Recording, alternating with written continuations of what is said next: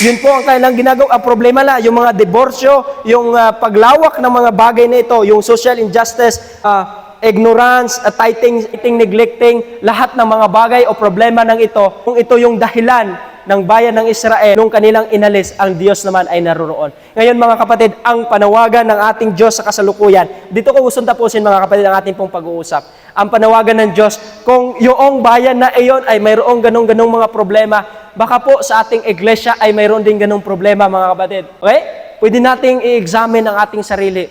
Huwag nating sabihin, or bakit kaya ang kunat ng pangangaral ng iglesia ng Sariaya at Apple, kasama niyo naman ako, talagang makunat, Pero mas maganda ang terminolohiya pala mga kapatid, tingnan muna natin ang ating sarili bago tayo mangaral sa paligid, Kasi mahirap po magsabi, mahal ka ng Diyos, pero sa mukha natin, parang binagsakan ng 5 kilong, Ano kaya yung 5 kilo? Buti kong bigas, okay lang. Ay 5 kilong jackfruits, ay may tinik-tinik yun. Ay talagang masakit, Kaya maganda mga kapatid, tingnan natin ito, mga bagay na ito. Kung ang ating iglesia ay may problema nito, let us turn back. Kung tayo hindi nagtapat sa Panginoon, manumbalik tayo sa Diyos mga kapatid.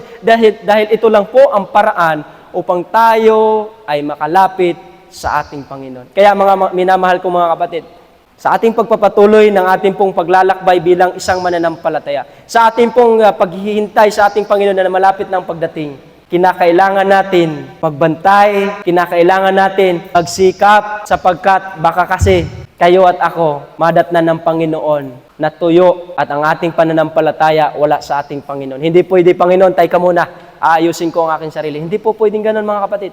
Pagdating ng Panginoon, sa ikalawa, huhusgahan tayo ng ating Panginoon.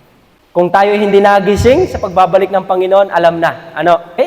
Kaya habang may pagkakataon pa, habang may oras pa mga kapatid, iset natin ang ating isip, ang ating puso, hindi sa bagay sa sanglibutang ito, kundi tayo'y mag-invest ng pakipag-ugnayan, pakipagrelasyon sa ating Panginoon sapagkat yun lang po ang tanging paraan upang tayo imadat na ng ating Panginoon na nagtatapat sa kanyang ikalawang pagpaparito. Muli po, happy Sabbath at sana po ang bawat isa ay na-bless sa salita ng ating Panginoon.